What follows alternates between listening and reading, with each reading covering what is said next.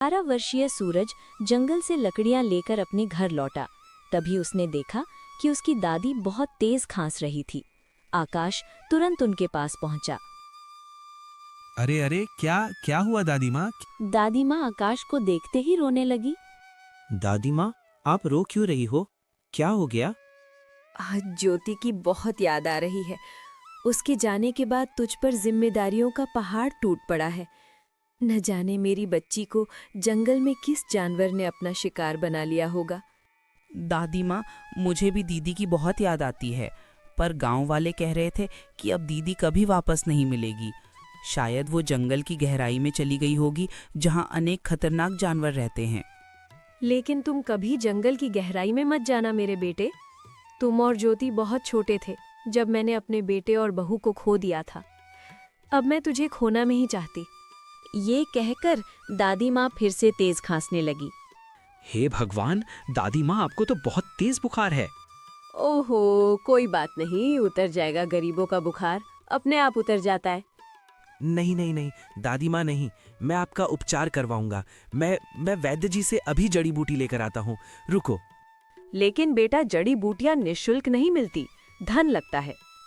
अरे लेकिन दादी माँ, मैंने सुना है कि वैद्य विनोद बहुत अच्छे हैं। मुझे विश्वास है कि वो आपका उपचार अवश्य करेंगे। यह कहकर सूरज वैद्य विनोद की झोपड़ी में पहुंच गया। वहां उसने हाथ जोड़कर वैद्य से कहा, नमस्ते वैद्य जी। वैद्य जी, मेरी दादी माँ की तबीयत ठीक नहीं चल रही है। वो रात भर खांसती रहती हैं और सो भी नहीं पाती। और वैद्य जी, अभी तो उनको बहुत ही तेज बुखार है। कृपया करके आप उनका उपचार कर दीजिए ना, बहुत परेशान है वो। बेटा, उपचार के लिए धन की बहुत आवश्यकता होती है। ये बताओ आकाश, क्या तुम्हारे पास धन है? वैद्य जी, अभी तो मेरे पास धन नहीं है, लेकिन जब मैं बड़ा होकर कमाने लगूंगा ना, तो मेरे पास बहुत सारा धन होगा। तब मैं आपका धन चुका दूंगा। ये सुनकर वैद्य विनोद मुस्कुरा गए। बेटा आकाश, तुम्हारी दादी के इलाज के लिए कीमती जड़ी बूटियों की जरूरत है, जो मेरे पास नहीं है। उन्हें शहर से खरीदना होगा, वो ऐसे मुफ्त में नहीं आती हैं। अगर तुम्हारे पास पैसे हो तो दो, वरना तुम जा सकते हो। आकाश निराश होकर आंखों में आंसू लिए वहां से चला गया। आकाश के जाते ही वहां एक व्यक्ति आया। आपके पुराने मित्र रतन आपको अपनी हवेली में याद कर रहे हैं। क्या है कि उनके घुटनों में बहुत अधिक दर्द हो रहा है, जल्दी चलिए। ये सुनकर वैद्य विनोद मुस्कुरा दिए। हाँ ठीक है, तुम चलो, मैं आता हूँ, चलो चलो। कुछ ही देर बाद विनोद रतन की हवेली की ओर चल पड़ा। उधर आकाश उदास होकर जंगल में एक वृक्ष के नीचे बैठ गया। हे ईश्वर, अब मैं करूं तो क्या करूं? काश मैं बड़ा होता तो मेहनत करके अपनी दादी का उपचार करा पाता, पर मेरे पास तो धन ही नहीं है और मेरी दादी माँ बीमार है। मैं करूं तो क्या करूं? ये कहते हुए आकाश फूट फूट कर रोने लगा। तभी वहां एक टिया पक्षी उड़कर आई और उसे घूरने लगी। आकाश चिड़िया को देखकर चौंक गया। अरे तो तुम तो एक पक्षी हो, फिर तुम मनुष्य की आवाज में कैसे बोल सकती हो? मैं हर किसी के सामने बात नहीं करती, पर तुम्हारी आंखों के आंसू देखे नहीं गए। मैं एक मायावी पक्षी हूँ। आकाश ने पक्षी को अपने परिवार के विषय में बताया और बोला, बस और वैद्य विनोद ने भी उपचार करने से मना कर दिया। पक्षी कुछ देर उसकी बातें सुनती रही। चलो, मैं तुम्हें एक जड़ी बूटी का पता बताती हूँ, उसे दादी माँ को खिला देना, तुम्हारी दादी माँ स्वस्थ हो जाएंगी। इतना कहकर पक्षी आकाश को एक झाड़ी की ओर ले गई। यह जड़ी बूटी बहुत उत्तम गुणवत्ता की है। यदि यह तुम्हारी दादी माँ की बीमारी को पूरी तरह ठीक नहीं कर पाए, तो भी इसे लेने से उनकी तकलीफ कुछ समय के लिए कम हो जाएगी।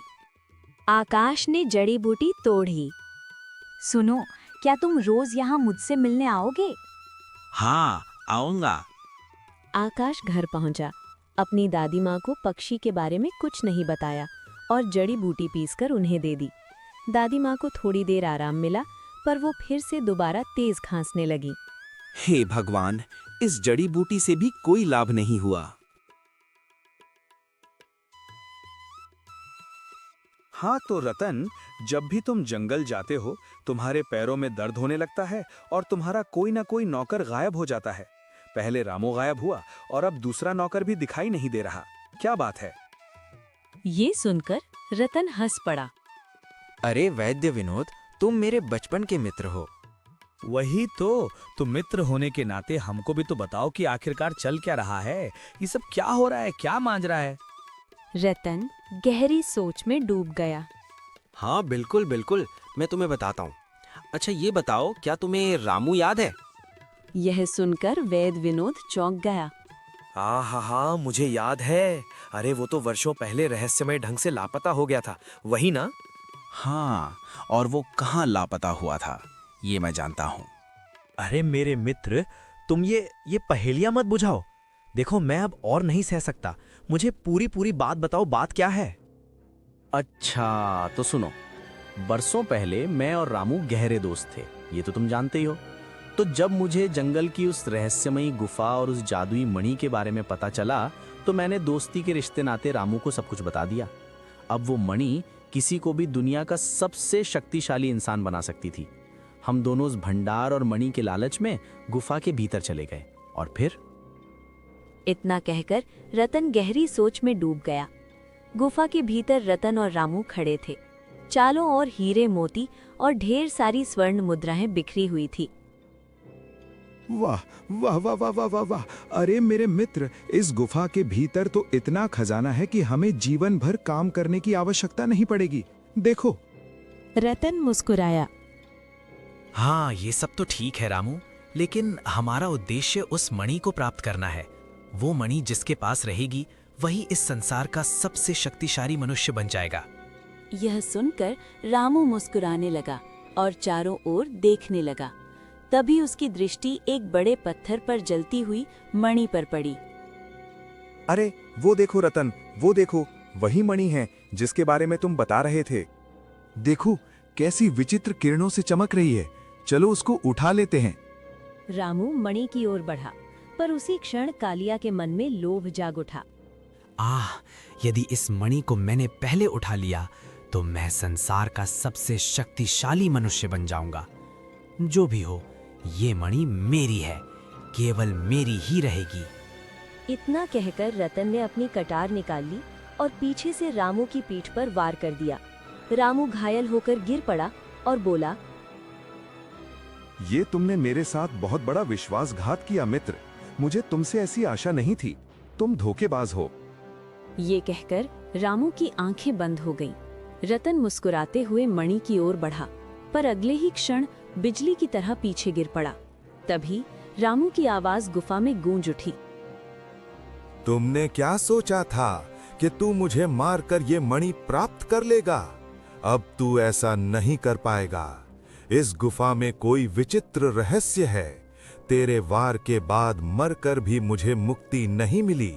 मैं श्रापित आत्मा बन चुका हूँ और अब मेरे रहते कोई भी लालची मनुष्य इस मणि को छू नहीं सकता। जो भी इसे छुएगा मैं अपनी शक्ति से उसे गायब कर दूंगा।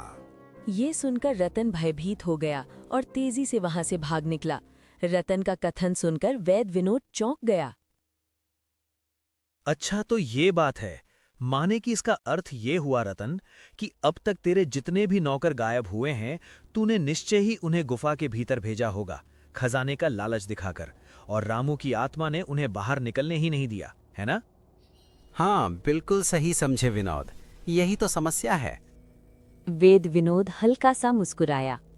पर मेरे पास एक योजना है जिससे तुम मणि प्राप्त कर सकते हो। अरे वाह, नेकी और पूछ तो बताओ भाई, किस बात की प्रतीक्षा है? जल्दी से योजना बताओ। ये कौन सी योजना है? लेकिन हाँ, मेरी एक शर्त है, तभी मैं तुम्हें अपनी योजना बताऊंगा। बोलो।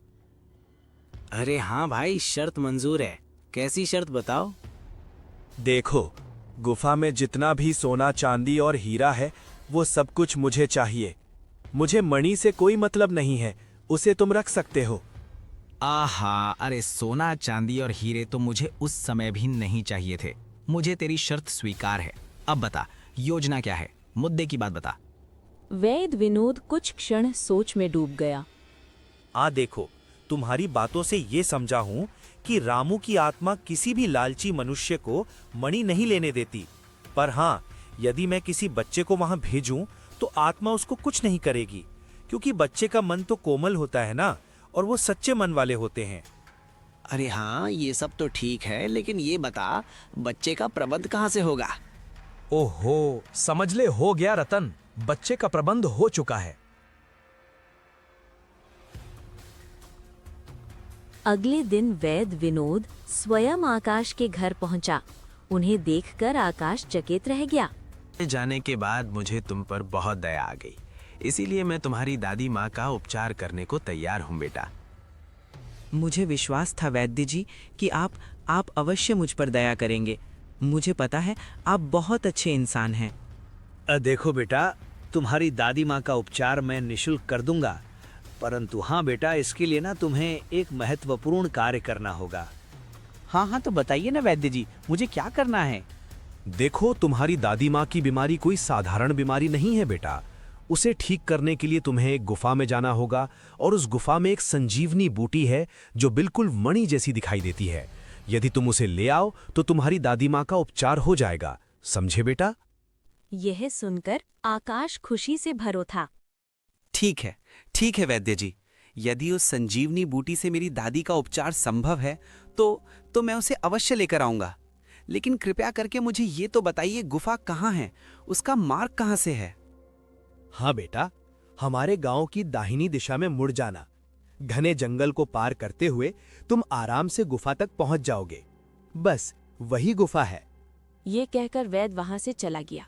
आकाश ने अपनी दादी का आशीर्वाद लिया और जंगल की ओर निकल पड़ा। वो गुफा के मार्ग तक पहुंचा ही था कि तभी उसके कानों में एक आवाज टकराई। आकाश ने जैसे ही पलटकर देखा, पीछे पक्षी उसे घूर रही थी। तुम कहाँ जा रहे हो? आकाश सारी घटना बताने लगा। तो बस मैं गुफा के अंदर ना वही जड़ी बूटी लेने के लिए जा रहा हूँ। वहां मत जाओ, वैद्यराज तुमसे झूठ बोल रहा है। क्या बात करती हो? वैद्य जी बहुत अच्छे मनुष्य हैं, वो मुझसे क्यों झूठ बोलने लगे? तुम नहीं जानते, उस गुफा के अंदर एक श्रापित आत्मा का वास है। यदि तुम वहां जाओगे तो वो तुम्हें गायब कर देगी या फिर तुम्हें श्रापित कर देगी। अच्छा, और मैं तुम पर भरोसा क्यों करूं? तुम्हारी जड़ी बूटी तो कोई काम ना की। वैद्य जी को मैं बचपन से जानता हूं, जबकि तुम तो मुझे कल ही मिली हो। हाँ, नहीं तो जाओ, मैं तुम्हारी बात नहीं मानूंगा। मेरी दादी को मुझे किसी भी तरह से ठीक करना है। मैना पक्षी ने बहुत समझाया, लेकिन आकाश नहीं माना और चुपचाप गुफा की ओर चला गया। कुछ देर बाद सूरज गुफा में प्रवेश कर गया और सामने का दृश्य देखकर चौंक पड़ा। ढेर सारे सोने के सिक्के, हीरे मोती बिखरे पड़े थे। ये तो मेरे किसी काम की नहीं है। मुझे तो जड़ी बूटी तलाश करनी है। तभी उसे एक मणि दिखाई दे। वैद्य जी ने कहा था कि वो जड़ी बूटी मणि की तरह दिखाई देती होगी। फिर लगता है कि यही वो जड़ी बूटी है। आकाश ने जैसे ही मणि को उठाया, रंग बिरंगी किरणें फैल गईं और एक भयानक मनुष्य प्रकट हो गया। तुम्हारे मन में लालच नहीं है, लेकिन फिर भी तुम इस मणि को यहाँ से बाहर नहीं ले जा सकते। तुम्हें परीक्षा देनी होगी। अच्छा, तो बताओ कौन सी परीक्षा? तुम्हें एक प्रश्न का उत्तर देना होगा। यदि तुमने गलत उत्तर दिया तो तुम भी यहाँ गायब हो जाओगे। तुम्हारे मन की जांच करना थोड़ा कठिन है, क्योंकि तुम बच्चे हो, इसीलिए तुम्हें परीक्षा देनी होगी। अब मेरा प्रश्न सुनो। ऐसा क्या है जो बोलने से रिश्ते बिगड़ जाते हैं? आकाश गहरी सोच में डूबकर कुछ देर बाद बोला, सच, क्योंकि सच बोलने से रिश्ते बिगड़ जाते हैं। हम बहुत अच्छे। ठीक है, सही जवाब दिया तुमने।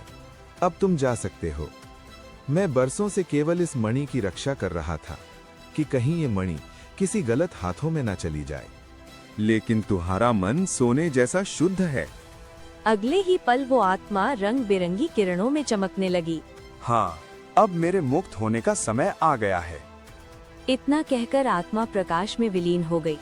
आकाश मणि लेकर थोड़ा आगे बढ़ा ही था कि तभी रतन और वैद्यराज आ पहुंचे।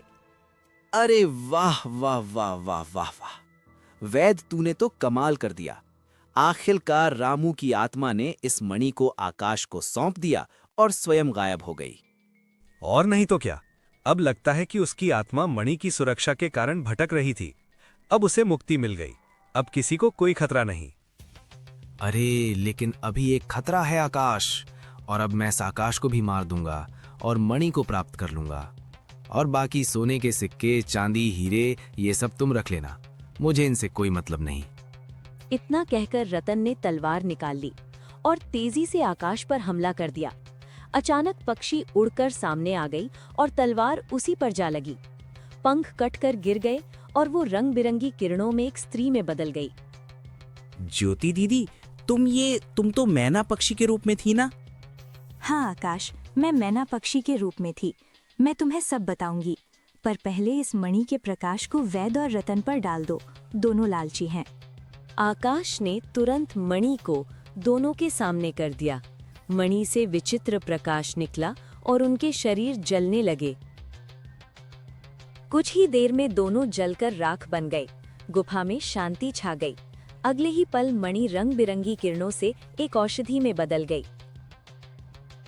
ज्योति दीदी, आखिरकार ये सब कुछ क्या था? कुछ समय पहले मैं जंगल में लकड़ियां काटने आई थी। रास्ता भटककर इस गुफा में आ पहुंची। खजाने के लालच में जैसे ही मैंने सिक्का उठाया, रामू की शापित आत्मा ने मुझे मैना बना दिया। रामू, जिसे रतन ने मार दिया था। उसने कहा था कि किसी निर्दोष के लिए जान देने पर ही मैं इंसान बन पाऊंगी। आज तुम्हें बचाकर मेरा श्राप टूट गया। ये मणि अब औषधि बन चुकी है, जो दादी को नया जीवन देगी। ज्योति ढेर सारा सोना, चांदी और हीरे लेकर आकाश के साथ घर लौट आई। आकाश ने दादी को औषधि पिलाई। दादी स्वस्थ हो गईं। धीरे धीरे ज्योति और आकाश गांव में सबसे धनवान बन गए। तो दोस्तों, आज का वीडियो आपको कैसा लगा? सच सच बताइएगा। अगर वीडियो ने आपको ज़रा भी पसंद आया हो तो अभी इसी वक्त लाइक बटन दबा दीजिए, क्योंकि आपका एक लाइक हमें और भी मेहनत करने की ताकत देता है। नीचे कमेंट में ज़रूर बताएं आपको वीडियो का कौन सा हिस्सा सबसे ज़्यादा पसंद आया। आपकी हर एक कमेंट हम पढ़ते हैं और सच मानिए, आपकी राय ही हमारी अगली वीडियो की सबसे बड़ी प्रेरणा है।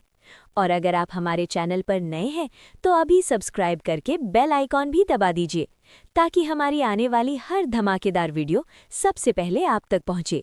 मिलते हैं अगली वीडियो में। तब तक मुस्कुराते रहिए और जुड़े रहिए हमारे साथ।